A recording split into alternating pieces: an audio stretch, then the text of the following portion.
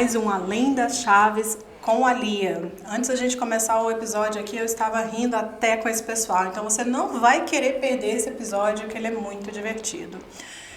Esse é o programa que a gente discute as histórias dos imigrantes, de quem saiu do Brasil e veio para os Estados Unidos e às vezes até para outros países, como que essa trajetória foi feita e também tudo que eles passaram, os perrengues, os sucessos e os conselhos. Então não deixe de assistir, se você não faz parte ainda da nossa tribo, clica aqui embaixo, já se inscreve no canal, já faz o download do podcast onde você estiver ouvindo. E vamos que vamos. Hoje a gente tem um guest super especial, que é o Guilherme. E o Guilherme, ele não só é um amigo, mas ele é o mais novo corretor da MGN. É um prazer te ter aqui. Oi, Lia. Prazer é meu de estar aqui com você.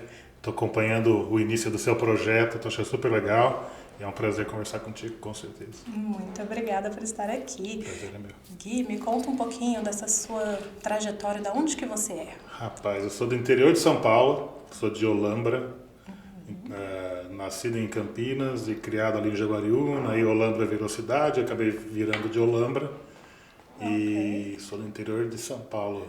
Interior mesmo? Nunca ouvi falar de Olambra. Não, Olambra é uma colônia holandesa. Sério? Olambra quer dizer Olambra, América, Brasil.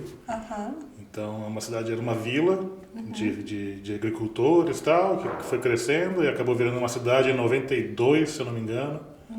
E virou uma cidade. Hoje é uma cidade bem grande, deve ter uns 15 mil, 16 mil habitantes.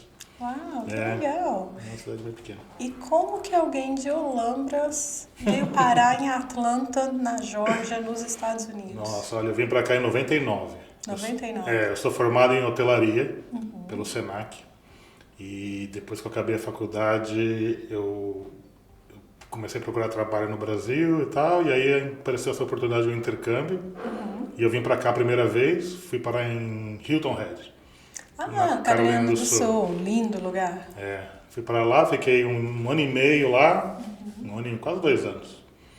E aí, depois disso, nunca mais parei de vir, né? Sempre com visto de trabalho e tal. Certo. Mas quando você se forma em hotelaria, você não tem cidade natal mais, né? Você começa a viajar o mundo, mas infelizmente conheci só os Estados Unidos. Então eu vim para cá desde 99 que eu venho e volto. Certo. Interessante você falar que se formou em hotelaria, eu também. Tá O vendo? meu primeiro curso universitário, quer dizer, meu segundo, as histórias, né? Mas o meu primeiro aqui nos Estados Unidos foi administração de bares, restaurantes e resorts, que é basicamente hotelaria. Então, meu inglês na faculdade era básico 1. E a gente tirava sarro disso, né? Que você faz hotelaria e você não fala inglês, tem alguma coisa errada, né? E a gente... Hotelaria, a maioria da turma é feminina, né? É mulheres. Sério? E tinha uma turminha de uns 4, 5 rapazes lá junto e nós era tudo básico 1. E aí, quando a gente se formou que você vai procurar emprego, aí você se percebe que o inglês faz falta, né? E aí, quando apareceu essa... Hoje, talvez eu nunca viria pra cá. Porque quando apareceu essa oportunidade de fazer um estágio, a gente fazia tudo por carta, né?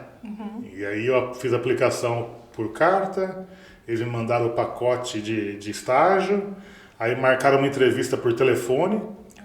E aí como é que você vai fazer entrevista por telefone sem falar inglês? Aí eu tinha um amigo meu que falava inglês muito bem. Aí eu liguei pra ele e falei, viu, você tá vendo o quê? Não. Aí ele fez a entrevista pra mim. Que? E eu vim. Uau! Qual era o seu tipo de visto? Um J1? J1.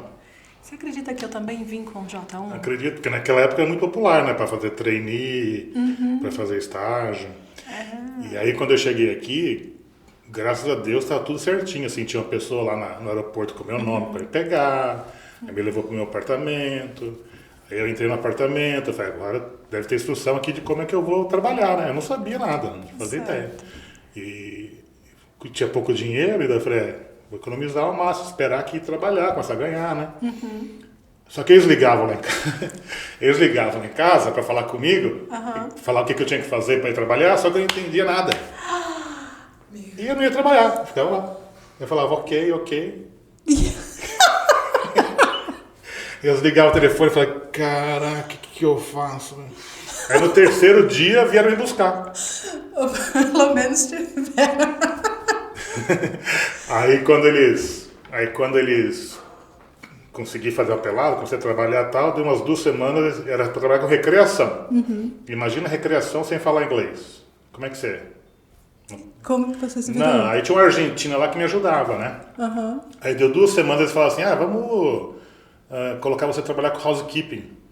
Falei, Pra você não poder falar, não falar com mas mais se eu ninguém. mas se eu for no housekeeping, eu vou aprender espanhol, eu não quero aprender espanhol. Me dá mais um mês e meio aí que eu... 6 meses depois eu era funcionário do mês. Caramba! Fazia lazer sozinho lá. E como é que você fez pra conseguir resolver isso? Sair do básico 1 para funcionário exemplar? Naquela época não tinha Netflix, nada, né? Então, mas tinha um canal a cabo no meu apartamento, no meu complexo de apartamento lá, que passava o mesmo filme o dia inteiro, com legenda. Aí eu ficava vendo o mesmo filme. Era filme infantil normalmente, tipo Flubber, Formiguinhas, não sei o quê, mas era o mesmo filme o dia inteiro. Então acabava o filme, eu via de novo, eu lia, né? A legenda. Aí eu comecei a assimilar o que eu escutava com o que eu lia. E aí foi indo e foi. Cara, é muito similar a sua história com a minha, porque eu também vim no J1, só que eu passei uns perrengues, porque eu fui parar no meio do Colorado, no meio do inverno. Não. Menino... Era pra eu ir pro Colorado. Você foi pra onde? Eu ia pra Colorado Springs. Você foi pra Hilton Head. Eu ia pra Colorado Springs. 3 meses antes de vir a papelada, eles me mandaram uma carta falando que não ia mais Colorado Springs. Eu ia pra Hilton Head.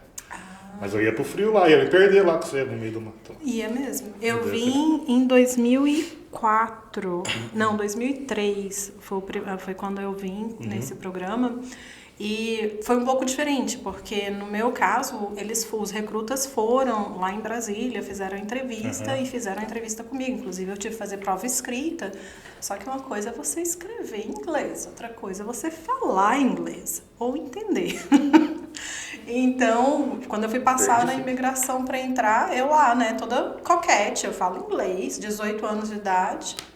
Menino, não consegui falar nem com Impossível. o rapaz da imigração. Me chamaram um cara que falava espanhol para poder traduzir. Eu dei muita sorte, né? Porque, por exemplo, quando eu fiz a imigração em Miami, era só uma conexão, né? Eu peguei Miami, depois de Miami ia para Savannah. E o cara da imigração falou assim, você vai sem inglês para Carolina do Norte? Eu falei, eu te vejo em 2 semanas, ele falou. Carolina do Sul, ele falou, eu te vejo em 2 semanas, você vai embora. E eu não estava entendendo nada mesmo, vamos embora. Só que eu dei tudo muito certo para mim. Né? Eu tenho um amigo que veio na mesma época e 1 semana tinha ido embora, desistiu, porque a pressão, o inglês e não deu certo, não tinha ninguém para esperar ir no aeroporto. Aí a pessoa fica triste. Naquela época não tinha pega o celular e liga para alguém. Tem que comprar moeda, pegar o cartãozinho lá, pro orelhão, ligar para o número 0800 da agência de intercâmbio. Era um perrengue, né? Era um perrengue terrível. O pessoal não sabe como era difícil. Eu tinha hora marcada para falar com a minha mãe. Tá Eu ligava para ela 1 vez por semana, usando um cartãozinho, aqueles cartões pré-pagos, toda segunda-feira, 6h30 da tarde.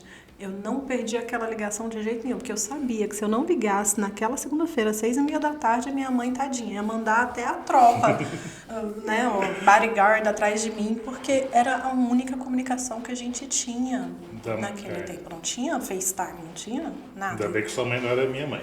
Ah, tadinha, ela sofreu muito, né? Porque minha mãe, ela não tinha notícia minha, demorava muito. Aí carta era 15 dias para chegar, né? Exatamente. Então, tipo, você mandava a carta, você só vai saber se chegou a carta daqui 1 mês, porque é 15 dias para ir, 15 dias para voltar. Então, tipo, sério? Ela não recebia. Eu vim com pouca grana. Eu tinha uma grana e tal, então minha grana acabou antes de eu receber o cheque. Nossa. Só que tinha uns caras do Egito que moravam comigo. E eles começaram a comprar comida pra mim. Falaram, depois você dá o dinheiro pra nós. Aí depois, quando veio meu cheque, eu paguei eles. Então eu não tinha cartão de telefone, não tinha nada disso. Caramba. Meio louco, né? Meio louco. Mas eu não me arrependo nem de nada do que eu fiz, né? Se for pensar, é uma loucura, né? Mas é por isso que é bom ser jovem, né? Porque é só sendo jovem pra gente fazer essas loucuras. Mas sabe o que eu fiz? Eu comprei uma passagem pra voltar em 3 dias. Então, tipo assim, se eu fosse desistir, era pra desistir em 3 dias. Depois que chegou. Eu cheguei 3 dias mais tarde, minha passagem de volta. Uau! Se eu desistisse, era 3 dias, depois não. Então, o que aconteceu? Em 3 dias eu não tinha nem saído de casa ainda para ir trabalhar, então eu perdi a passagem de volta. Aí eu falei, agora não tem dinheiro, agora tem que ficar. Se vira. Isso é um fato interessante da vida, né? Quando a gente se encontra sem opção, a gente faz a opção. Porque a passagem para voltar em 3 dias é mais barato do que a passagem para voltar em 6 meses. Certo. Entendeu? Então eu falei, não vou comprar passagem para voltar em 6 meses, eu comprei passagem para voltar em 3 dias. E aí... E aí fiquei. Uau! Quando eu vim, o programa só podia ser de 4 meses. O seu era de 6? O meu era 1 ano, e aí podia estender mais 6. Ah, então eu acho que... Aí estendeu mais 6, aí na verdade deu um período entre os vistos e tal. Quando voltou o visto, voltou com um pouquinho mais. Mas era isso. Que legal. E aí eu fui embora antes do 2001, né? No começo de 2001 que eu fui embora. Aí teve o 9/11, que aí mudou muito as políticas de visto ali pra frente, aí mudou tudo, né? Sim. E aí eu não conseguia mais pegar J1, aí eu voltei com H2B, que é o visto de temporada, né? De seasonal jobs. E aí eu fui voltando, eu trabalhei em Boca, em Destin, em Vero Beach, em vários lugares com visto de trabalho. Certo. E sempre, depois desse hotel que eu trabalhei na Carolina do Sul, eu trabalhava com Country Club. Ok. Aí eu virei Food and Beverage Manager e eu fiz essa carreira de Food and Beverage Manager nos Country Clubs que eu trabalhava. Então você vinha, trabalhava nos country clubs e voltava? Não, eu ficava, por exemplo, aí o H2B te deixa ficar 3 anos aqui. Certo. Só que você não consegue ficar no mesmo emprego. Então o que eu fazia? Eu tinha que trabalhar no inverno na Flórida e aí no verão eu tinha que ir para o norte. Entendi. Então eu fazia. Primeiro eu fiz Vero Beach, eu fiz Boca. Aí em Boca eles me contrataram para ser gerente de cozinha, kitchen manager. Aí no kitchen manager eu peguei um visto de managing training, que era mais longo. Certo. Nessa época eu era casado e tal, e aí acabei me separando. Nós se separou, eu voltei pro Brasil, foi uma bagunça e tal, mas eu fiquei lá uns 3 anos e meio. Certo. Aí eu fui embora pro Brasil. Aí eu voltei para Vero Beach. Essa história é meio... Eu não vou contar essa história, porque a história é muito longa. Mas aí eu voltei e fui para Vero Beach, fui para Deste, depois fui para Vero Beach. Em Vero Beach eles me deram um visto mais longo. E eu ficava lá no inverno, e depois no verão eu ia para Massachusetts. Então eu trabalhei em Cape Cod, trabalhei em Nantucket, trabalhei em New Hampshire. Uau! Então você saiu passeando o país inteiro, praticamente. Porque eu fazia o verão lá e voltava para cá. Ia lá e voltava para cá. Entendi. E quando você ia para o Brasil, o que você fazia no Brasil? Então, quando eu voltava pro Brasil, era para ficar, né? A gente não, vou ficar aqui. Toda vez? Você tenta ficar, mas passa rapidinho. Passa rápido à vontade. A vontade de ficar passou lá... em 10 dias depois que eu voltei. Quando eu voltei em 2011, foi quando pela primeira vez, eu fui trabalhar diferente. Fui trabalhar no hotel, nas Serras Catarinenses. E daí, da Serra Catarinense, a gente ficou 1 ano lá num contrato. Eu era gerente geral, eu estava trabalhando para um dos proprietários e tal. E aí eu voltei para São Paulo e um amigo meu me convidou para ir para Santos. Certo. E aí eu fui trabalhar com imóveis lá. Foi a primeira vez que eu fui trabalhar com imóveis. Eu trabalhava para a Biara, e eles tinham mais trabalhado com lançamento, né? E bem no verão de 2012. Eu sou muito bom de data, não. 2012, eu acho. E aí eu trabalhava na Biara, eu vendia muito apartamento no Guarujá, apartamento de verão, de veraneio e tal, e eu comecei a trabalhar muito no Guarujá. Aí depois eu vim para Santos quando acabou o verão, fiz vários lançamentos. Ele estava na época do pré-sal, vendia muito apartamento em Santos. E aí a minha esposa ficou grávida. E ela não gostava muito de Santos, de morar em cidade e tal. Certo. E ela queria voltar para o interior. Aí eu voltei para o interior e eu fui trabalhar em Campinas, na Biara em Campinas. Que legal. E aí eu fiquei na Biara em Campinas um tempão, fazer lançamento também, né? Aí começou aquela época de vender hotel, unidades hoteleiras, né? Da Odebrecht, do Ibis, são vários hotéis que vendiam unidades hoteleiras. E eu trabalhava muito nesses plantões e tal. Aí em 2015, 2014, eu fui assaltado. O pessoal entrou na imobiliária de manhã, quando eu cheguei e tal, eu estava tomando meu café, quando eu entrei na sala dos corretores, tinha 5 bandidos lá. E aí eles assaltaram todo mundo, aí levaram todas as minhas coisas, meus computador, celular, dinheiro, tudo, né? E aí eu voltei para casa aquele dia e falei pra Ana Paula que a gente ia embora de novo. E eu voltei. E aí você voltou de vez? Aí eu voltei de vez. Desde 2015 estou aqui sem voltar. E tem planos de ir embora pro Brasil de novo? Nunca mais. Nunca mais. Nunca fala nunca, né? Se eu tiver que aposentar um dia, acho que aposenta no Brasil. Quando meu filho tiver casado, mas eu acho que vai ser difícil agora, porque... Mas aí o filho casa, vem o neto... Então, já tenho um filho casado, eu tenho um de 21, que mora em Orlando e é casado. Casou ano passado. Mas não vai ter neto agora, não. Tá bom, Gabriel? Sem neto. Muito novinho pra ter neto ainda. A gente faz planos e Deus dá risada, né? Não, mas ele tá me escutando, ele não vai... Ele vai esperar, ele vai fazer a vida dele, comprar a casa dele, né? Ter uma carreira, né, filho? E aí... Não espera demais não, tá, Gabriel? Espera E não, eu tenho depois outro... você fica 40 anos aí, sem filhos, aí o negócio é... Não, já. Daqui uns 5 anos, pô. Né? Com 26, 27. Não tem... Eu falo pra ele, quando ele me ligou pra falar que ia casar, eu falei, pai, acho que nós vamos casar. Eu vou pedir a Luana em casamento. Eu falei, que bom, filho. Eu falei assim, eu já separei uma vez, né? Tô no meu segundo casamento e nessa época a gente tava meio assim... E ele me ligou, eu falei, filho, eu não sou o cara certo, porque não tem a idade certa. Eu casei com 27 e não deu certo. Depois demorou, a gente casa de novo com 30, talvez não dê certo. Não sei, não tem idade. Talvez 21 seja o jeito certo, né? Eu acho que se é a pessoa certa, você vai saber rapidinho, entendeu? É verdade. E se for a pessoa certa para ter filho rapidinho, também é ótimo, que seja, né? Que assim seja. E eles estão muito felizes, graças a Deus. E eu tenho um de 11 anos. E esse de 11 anos ainda tem muito chão pela frente ainda, né? Se não casar com 21, ainda tem pelo menos 10 anos eu tenho.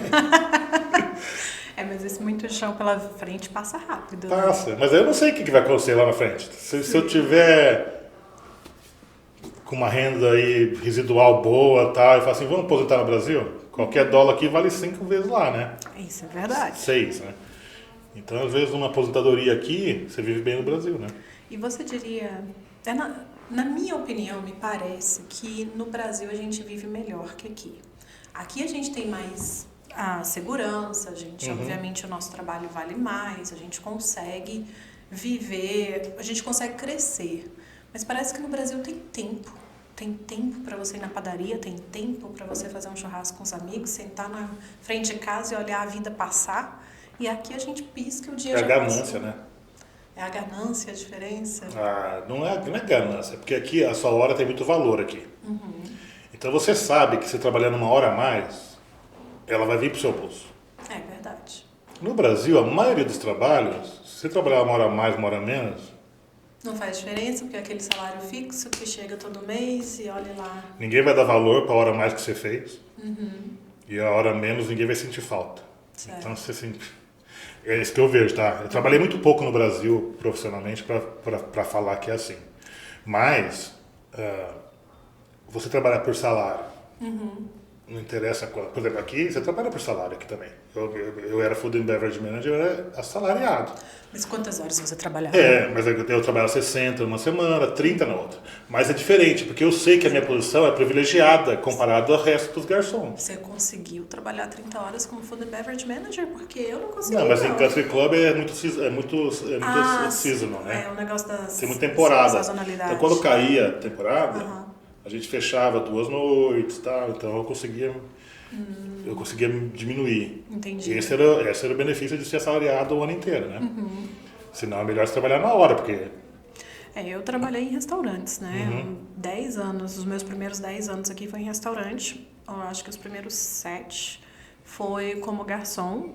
E aí eu fiz, né, de trabalhar na biboquinha na beira da praia, até trabalhar nos restaurantes de primeira classe, aqueles realmente mais de luxo. Fine dining, né? Exatamente. Então eu costumava trabalhar 20 horas por semana e ter um salário muito bom, porque eu ganhava gorjeta.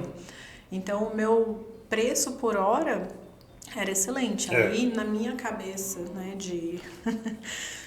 de pessoa que não entendia muitas coisas, eu tinha a intenção de virar gerente, porque eu achava que gerente com salário fixo seria melhor. Aí eu resolvi, terminei a universidade, apliquei para o trabalho, virei gerente. Inclusive eu mudei para Atlanta porque eu trabalhava para o Ruth's Chris como garçonete na Carolina do Sul. E aí eu terminei a universidade, eu pedi a vaga de gerente, eles tinham vaga aqui em Atlanta e me mandaram para cá. Então eu fiquei trabalhando com eles por 3 anos, mas semana que eu trabalhava pouco, eu trabalhava 60 horas. Tinha semana que eu chegava a trabalhar 80 pelo mesmo salário. Aí eu ia lá fazer a conta. Tá, o meu salário dividido pela quantidade de horas, eu tô basicamente trabalhando pelo salário mínimo, pela minimum wage. Eu ganhava mais como garçonete. Vai muito do que você está fazendo, né? Por exemplo, para mim, eu tinha o pico da temporada, que era... Eu trabalhava 60 horas, tudo bem, né? Eu sabia que minha hora trabalhada ali era muito baixa, o valor, né? Mas quando eu chegava na temporada que eu fazia 30 horas e meu salário era o mesmo, era muito bom. Compensava. Então, compensava. Mas são poucas pessoas que trabalham no salário aqui. A maioria é por hora. Então, por hora, você sabe que a sua hora tem valor, né? Sim. E você sabe que, se você não é aquele cara que se voluntaria a fazer 1 hora a mais aqui e ali, às vezes seu emprego fica em risco também, entendeu? Fica, porque aqui todo mundo tá olhando para bottom line, né? Se você começar a dar uma migué pra cá, migué pra lá, e fim de semana na praia toda semana, o cara chama outro. Exatamente. E no Brasil você não tem esse privilégio. No Brasil você trabalha, o privilégio não, né? Essa competição. Esse risco. Até porque as leis trabalhistas no Brasil são ninguém muito te manda embora. Se você trabalha overtime lá na frente, você processa os caras e ganha uma grana. Então todo mundo fica com medo de pedir para alguém trabalhar mais. Exato. E aí você acaba tendo muito tempo livre. E para quem está escutando a gente e não sabe, a maior parte dos Estados Unidos, se não for os Estados Unidos inteiro, não posso falar dos Estados Unidos inteiro porque eu não morei em todos os estados, mas a maior parte, o emprego aqui é chamado de at will, ou seja, tanto o empregado quanto o empregador podem terminar esse relacionamento de trabalho sem nenhum ônus para nenhuma parte nem outra. Então, você não tem garantia de emprego. O empregador, as finanças ficou difícil, ele pode te mandar embora só porque ele quis. Às vezes você tira férias, né, achando que você tá patrão, né? Vai de férias, às vezes você sente só falta. E aí? Você pode voltar e, a gente resolveu que... Então é isso, por exemplo, não é que você tem mais tempo, né? É que na sensação é que você tá sobrando, mas na verdade não tá sobrando, é que você tá trabalhando menos. E aqui a gente vira meio que escravo do trabalho. Viramos. A gente trabalha demais, né? E é um erro, na verdade. Na verdade, a gente tinha que segurar as ondas, tinha que curtir um pouco mais a vida. Essa é a diferença que a gente sente falta. Eu sinto falta disso no Brasil. Você acha que não sente falta no Brasil? Dos meus amigos, do meu futebol fim de semana, do churrasco, eu sinto muita falta. Só que as coisas que eu sinto falta no Brasil não me levam de volta. E as coisas que eu não sinto falta do Brasil me deixam aqui, entendeu? Certo. As coisas que eu não sinto falta do Brasil, que é a insegurança, o caos burocrático, os problemas do Brasil, me afastam do Brasil. Entendo. Eu sou aquele cara que assiste jornal do Brasil sempre que eu posso. Só para ter certeza que eu não volto. Que não dá. Eu não me orgulho de dizer, mas eu fujo de assistir jornal, seja do Brasil, seja dos Estados Unidos, eu fujo porque a realidade é que, pra mim, a mídia vende escândalo, ela vende tragédia, ela vende a dor alheia. E é só isso que ela concentra. E quando a gente começa a olhar só isso, mas sabe que a gente esquece o resto da vida. Mas eu sou um cara que sei filtrar. E eu sei ver vários lados. Eu não estou falando que me faz bem, tá? Me faz mal, às vezes, ver os dois lados, porque a gente escuta muito besteira. Sim. Mas aí você tem que ter o filtro, né? E isso é um problema aqui, é um problema lá, é um problema em qualquer lugar. Sim. Né? O que é que a gente ainda tem família no Brasil, né? Minha esposa tem a família inteira dela lá, eu tenho metade da minha família lá, eu tenho metade da minha família aqui. Então a gente fica ligado ao que está acontecendo só para ver se está tudo em ordem, né? Certo. E é o nosso país também, né? Então eu acabo vendo, eu vejo mesmo. Eu vejo futebol, então às vezes você escuta os comentários do futebol e acaba te ligando para a política e um assunto leva no outro. Então às vezes você não quer ficar de fora da conversa, né? Entendi. Mas você fala para mim, Gui, você volta ao Brasil? Não sei. Certo. Por livre, espontânea vontade, não. Hoje. Hoje, eu imagino que talvez voltar para o Brasil numa condição onde dinheiro não seja uma necessidade, trabalhar não seja uma obrigação, Talvez. na minha opinião, talvez fosse uma boa coisa, especialmente porque eu tenho uma criança, então para Família. dar essa experiência de estar num lugar diferente, porque a verdade é que a criança que cresce aqui nos Estados Unidos sem nunca ter passado por outras experiências, ela cresce meio bitolada, meio sem entender o privilégio que é estar aqui, né? Não, o nosso povo é muito melhor que o povo aqui, né? A gente tem um conceito de família e de amizade muito diferente no Brasil do que aqui. É verdade. Né? Então, a gente não consegue criar amizades que a gente cria de infância, né, no Brasil e tal. Aqui é muito difícil. Mas será que não é coisa da nossa idade? Porque quanto mais velho eu fico, mais corrida a vida fica e parece que é mais difícil. Mas a maioria dos meus amigos aqui são gringos. Né? Ou são brasileiros, ou são, na época que eu trabalhava na indústria de hotelaria e country club, eram filipinos, sul-africanos, Irish, irlandeses e tal, porque era um programa internacional que a gente trabalha, então a gente está sempre trabalhando com gente de outro país, né? Certo. Os americanos, infelizmente ou felizmente, vivem um outro diferente, uma vibe diferente da nossa, que não é ruim, porque quando a gente volta ao Brasil e a gente começa a viver a vida normal no Brasil, é igualzinho aqui, cara. Sério? A rotina é igual. Você acorda, vai trabalhar, volta pra casa. A diferença é o tempo livre. Sim. E o tempo livre não é muito tempo na sua vida. Quanto tempo você tem livre? Hoje nenhum. Então. E no Brasil? No Brasil sem filho, você tem bastante tempo livre. No Brasil com filho, você não tem tanto tempo livre.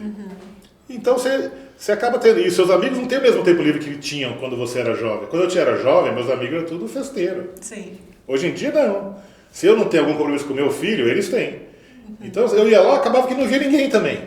E acabo vivendo só em casa, com a minha esposa, com meus filhos. Então, a vida é igual. Só que eu posso sair na rua aqui e lá, você não pode. Aqui a gente pode ter as coisas. Eu venho trabalhar nesse escritório lindo que você me oferece um escritório maravilhoso para trabalhar, né? Eu venho aqui, tem lobby, tem escritório, tem água, tem café. Eu tenho certeza que eu vou vir trabalhar todo dia aqui e quando eu sair do escritório com a cabeça baixa lendo meu jornal, ninguém vai pôr uma arma na minha cabeça e falar, me dá tudo. É verdade. Entendeu? É verdade. E isso não tem preço. É mais fácil você cair da calçada porque tá olhando pro jornal do que acontecer algo assim. É isso mesmo. E é isso que aconteceu, entendeu? Então Essa isso não tem diferença é preço. muito grande. E meus filhos vão saber isso um dia. E eu tô dando para eles a oportunidade de eles tocarem a vida deles num país diferente. Se eles quiserem voltar ao Brasil um dia, ótimo. Mas eles vão ter a chance de trabalhar num país onde você trabalha, tem valor, onde as pessoas dão valor, onde tem regra, né? E tem oportunidade, entendeu? E você acha que você trabalhou com imóveis no Brasil há muito tempo e agora você está trabalhando com imóveis novamente. Você acha que faz alguma diferença na vida do imigrante? Ter um imóvel, ter sua casa própria no país? Ah, claro, ainda mais para o brasileiro, né? O brasileiro adora comprar casa. Não. Né? É parte da nossa cultura também, cultura né? A nossa cultura é que todo mundo quer ter a sua casa própria e... O brasileiro rapidinho, ele percebe que se ele paga aluguel, o mesmo preço que ele pagaria no financiamento da casa, é melhor financiar a casa. Entendi. Mesmo sabendo que tem algumas coisas, alguns perrengues que você vai ter sendo dono de casa, que você não tem quando você é dono de aluguel, é muito melhor você pagar. Você paga para ter a sua própria casa do que pagar o aluguel dos outros. Ah, com certeza. E o brasileiro faz isso muito rápido. Sim.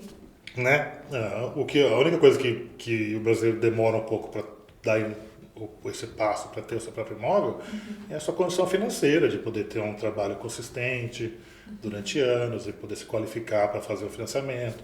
Mas assim que você tem essa qualificação, o brasileiro vai. No Brasil é mais difícil. No Brasil eu nunca tive uma casa, porque o valor é muito mais alto, é muito mais difícil você ter uma renda para poder pagar um financiamento. No Brasil, a questão de financiamento também é bem mais complicada, né? Então no Brasil o que o pessoal vende muito? Vende imóvel na planta, porque é mais barato, tem parcelas a dar de... Né? Então você vai casar hoje, Você já está pensando no lado em ter seu apartamento próprio daqui a 3 anos, você compra alguma coisa na planta hoje, vai viver de aluguel esse tempo todo, para conseguir pegar aquele apartamentozinho de 60, 70 metros quadrados ali para você mudar com a sua esposa. E aí daí quando terminar esse, você vende, compra outro, e aí você vai na planta. É claro, quando você tem uma condição financeira maior, aí é diferente, aí você vai... E essa é uma diferença tão grande aqui dos Estados Unidos, né? Porque aqui com 3% você já pode comprar uma casa. É. Então, uma casa de $300 mil, que não é uma casa ruim, especialmente dependendo de onde você estiver. Não. $9 mil você pode comprar a sua casa, enquanto que... Não, é o crédito de juros, não tem jeito, né? A gente vai falar de juros, a gente vai ficar aqui... A gente vai fazer o pessoal ficar chorando lá em casa.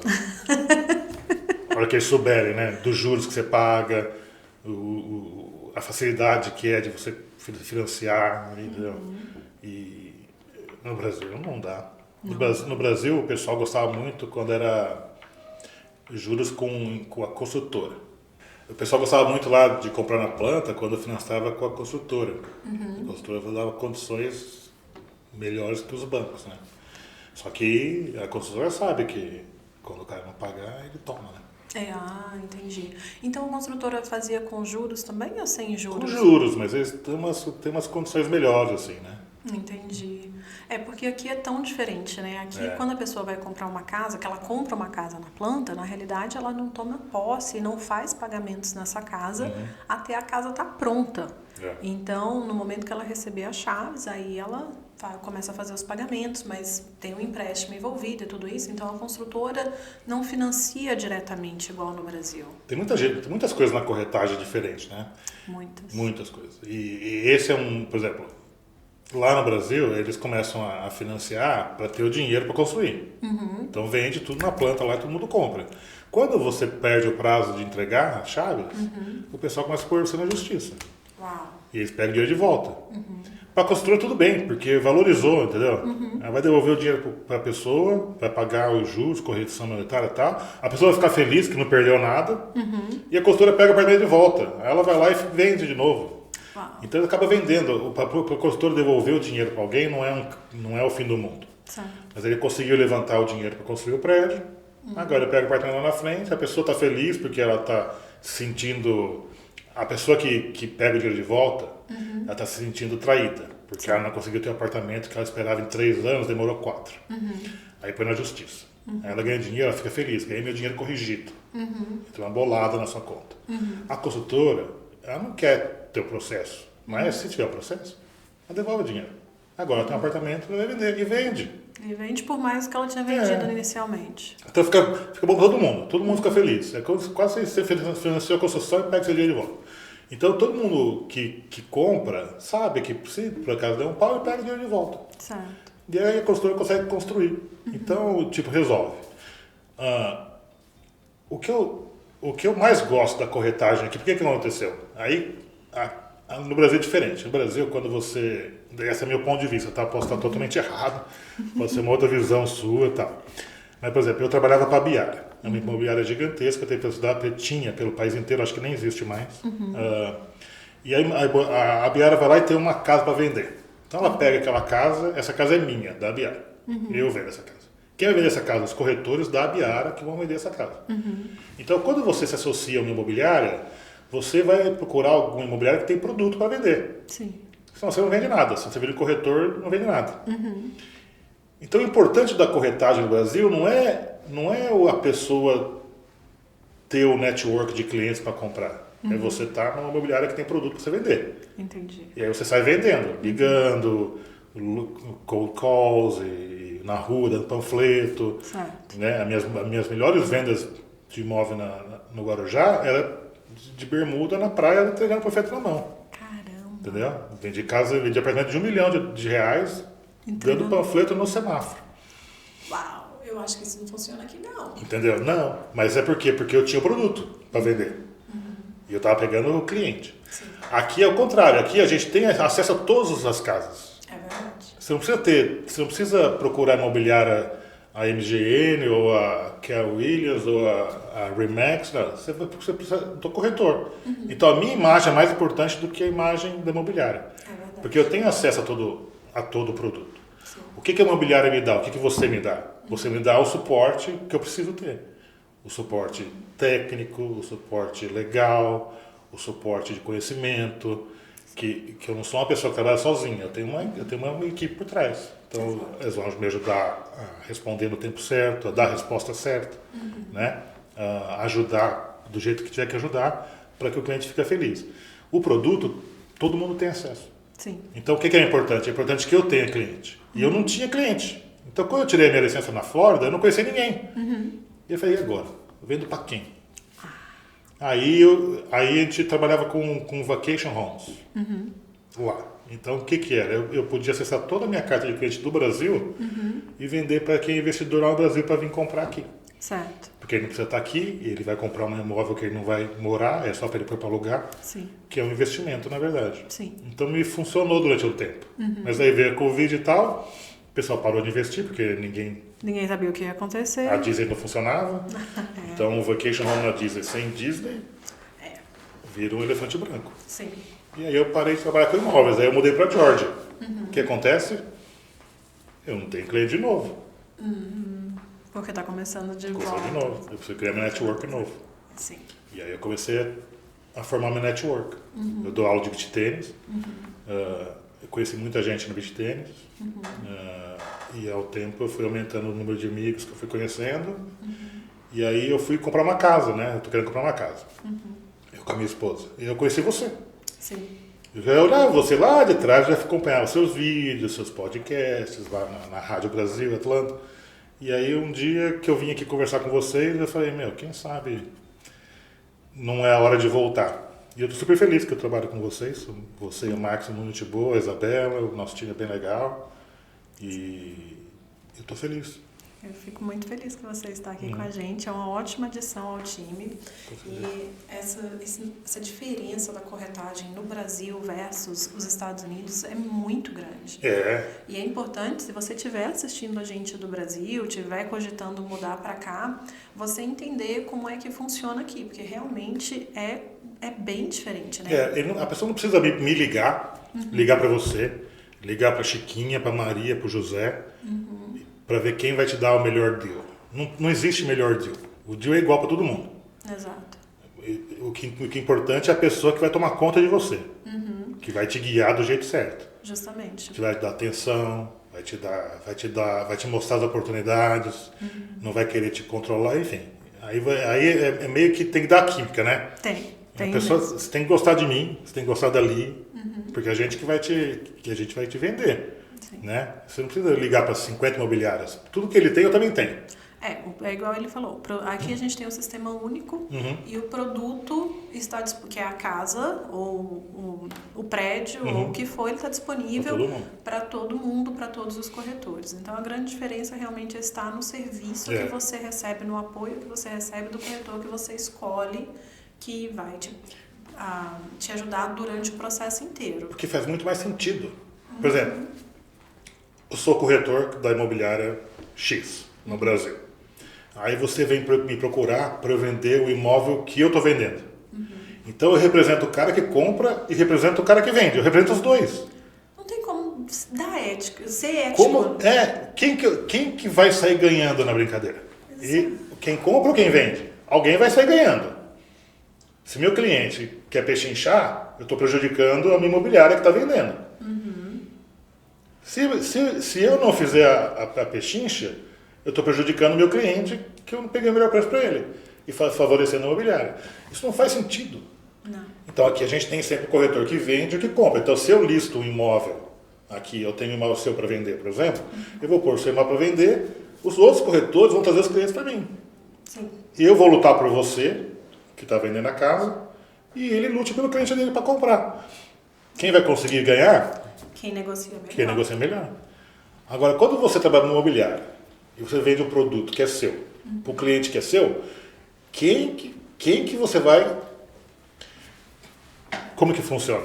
Funciona assim, eu vou te dar o imóvel para você vender.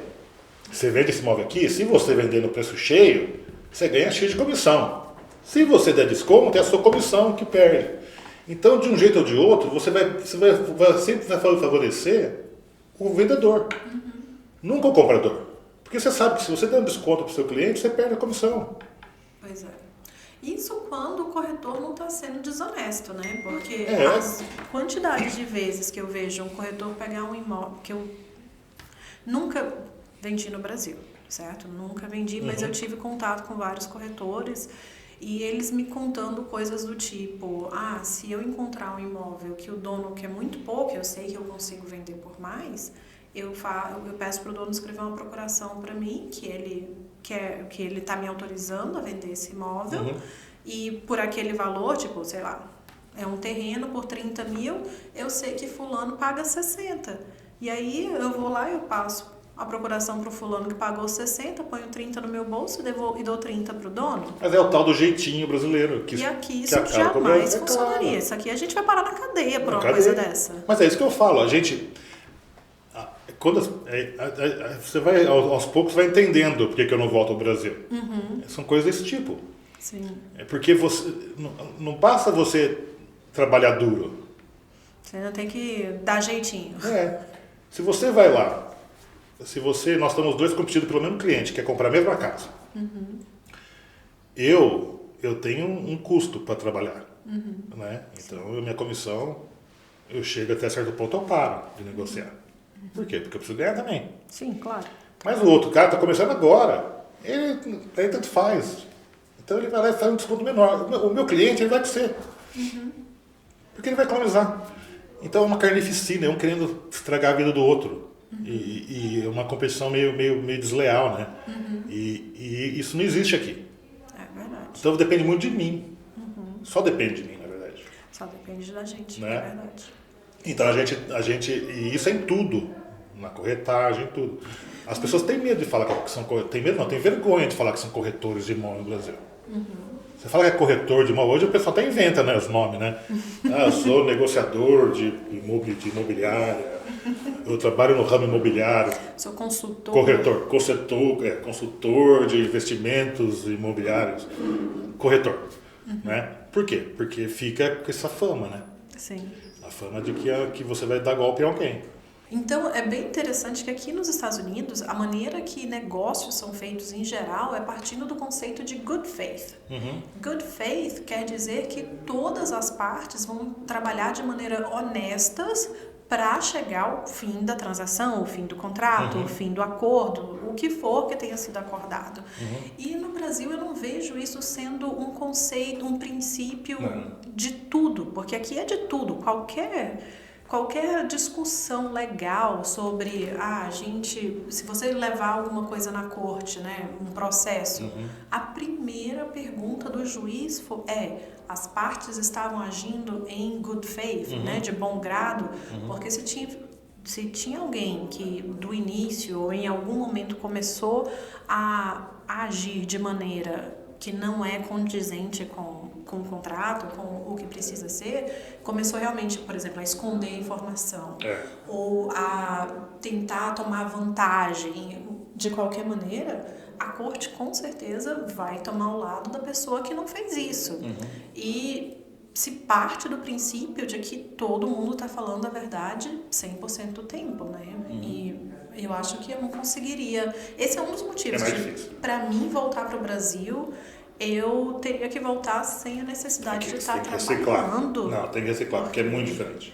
E é claro que tem coisas boas, né? No ramo imobiliário, por exemplo, se você é um cara que faz uma captação de imóveis muito boa e você monta uma estrutura muito boa, você pode ser um corretor de muito sucesso no Brasil. Certo. Porque você vai ter imóveis que ninguém vai ter e a pessoa não pode ir com outro corretor para comprar, tem que comprar de você. Então, eu conheço muitas pessoas muito bem-sucedidas no ramo imobiliário. Sim. Muitas pessoas. Né? E se você tem o dinheiro para investir, montar a sua própria empresa e criar a sua imobiliária e ter o seu time de advogados, de corretores, e fazer a captação decente, se você tiver uma imobiliária decente, é um ramo maravilhoso no Brasil. Sim. Você, como corretor, você tem que passar um perrengue primeiro. Então, se eu voltasse ao Brasil hoje, provavelmente eu ia tentar montar minha própria imobiliária lá. Certo. Né? Vou lá, retiro meu CRES, monto uma casa, uma estrutura, vou sair atrás de captar imóveis e montar no imobiliário, né? Como corretor, talvez eu não voltaria, mas como dono de imobiliário, talvez sim. Aí aqui você não tem essa necessidade, né? Aqui Não como corretor você pode ser muito bem sucedido. Muito bem sucedido. Né? Representando quem quer vender, quem quer comprar. Como eu sou um cara que eu gosto de liderar, eu nunca fui um bom garçom, mas eu fui um bom gerente de alimentos e bebidas. E eu não sou bom porque eu acho que eu sou bom. Eu sou bom porque a minha carreira me diz que eu fui bom no que eu fiz, entendeu? E eu nunca fui um bom garçom, um bom bartender, bom nada. Mas eu sei liderar muito bem. Um dia, se eu tirar o meu brokerage aqui, talvez eu monte meu time dentro da própria imobiliária, né? Porque eu adoro liderar as pessoas. Mas se eu não quiser, eu não preciso. É verdade. Entendeu? É verdade. E aqui a estrutura é tão diferente. Né? Tão diferente. Você te montou as imobiliárias, está montando o seu time. Eu acho isso super legal. Não é fácil montar time. Não é fácil. Mas você sabe... Tem que lidar comigo. Mas lidar com pessoas é sempre a parte difícil de qualquer negócio. Mas mesmo você lidando comigo, é independente. Exato. E na verdade não é nem que... Gente, lidar com ele é muito fácil. Tá? Ele tá zoando com a minha cara aqui. Você não tem que ser babysitter de ninguém, entendeu? Eu não tenho que ser babysitter de ninguém. Isso é bom. Porque a sua produção ela é independente. Eu aprendo muito com você. Então, às vezes, eu vou fazer pergunta porque eu quero aprender. Então, os seus corretores vão querer aprender com você, que tem experiência de mais tempo, né? No mercado e tal. Então, tipo, tirar dúvida não é ser babysitter, né? Agora, quando você monta o seu time lá no Brasil, por exemplo, você tem que motivar o tempo todo, você tem que dar suporte emocional, porque, o cara tá querendo ganhar o dinheiro dele e é difícil vender imóvel. Sim. Não é fácil. Nem lá, nem aqui, né? Nem nenhum lugar. E a pessoa acha que vai ficar rico da noite pro dia. E não é assim. Eu fui no plantão lá no Guarujá, eu saía de Santos, eu pegava a balsa, eu ia até o fundo da enseada, sentava no plantão lá, eu com mais 100 e poucos corretor, fazia o sorteio, tentava ficar na ponta do sorteio para receber cliente que estava no plantão. Se não pegasse a ponta do sorteio, vai para rua. Ia para rua, panfletava o dia inteiro, foi no mercado, no semáforo, na porta do condomínio. Nós ficamos acho que 35 dias sem ninguém vender um apartamento. Uau. Nenhum dos corretores. Eu fui o primeiro que vendeu. Mas depois de muito tempo. Quantas pessoas desistiram nesse tempo?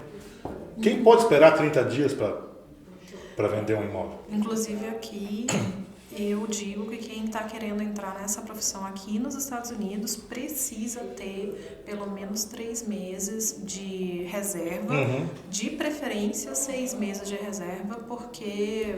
Para a cabeça. Começar é complicado. Você tem que ter tranquilidade, que se você ficar pensando só no dinheiro, você não vai vender nada. É verdade. Mas, olha, pra gente acabar aqui hoje, deixa eu te fazer 3 perguntas. Ai. Qual foi o seu maior perrengue na América? Foi minha chegada. Minha chegada, eu falo, foi os piores 6 meses da minha vida. Sério? Mas depois que deu o clique na língua, aquela minha primeira jornada de 18 meses, 19 meses, depois daqueles 6 meses, eu acho que eu tive os melhores 12 meses da minha vida. Porque fez um clique. Né? E que direcionou minha vida pro resto da vida, né? Se eu tô aqui hoje, foi por causa daqueles... Primeiros 6 meses mas aqueles primeiros 6 meses, eu sofri demais. Não era fácil. Imagino. Qual é o seu advice, o seu conselho para quem está pensando em começar essa jornada? De vir para os Estados Unidos? Aprenda inglês. Porque você não vai perder nenhuma oportunidade se você souber falar inglês. E esquece, tira o Brasil de dentro de você.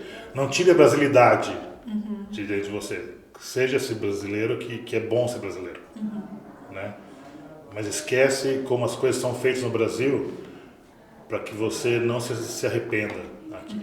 Para começar para ter espaço, né? Para começar tudo novo. Porque dá para fazer, é mais fácil do que parece. E se você quiser dar jeitinho, você pode se prejudicar à toa.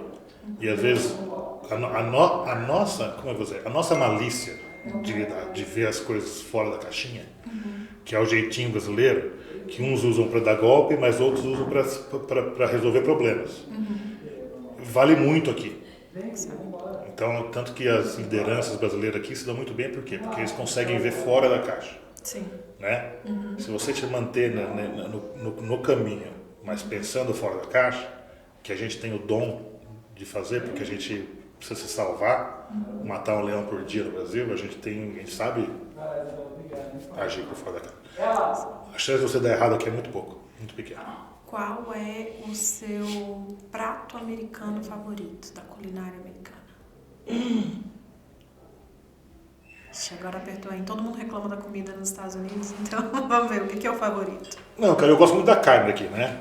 Das steaks, né? Da carne. Nessas minhas aventuras aí de Food and Beverage Manager, eu faço churrasco também. E eu sou amante de carne.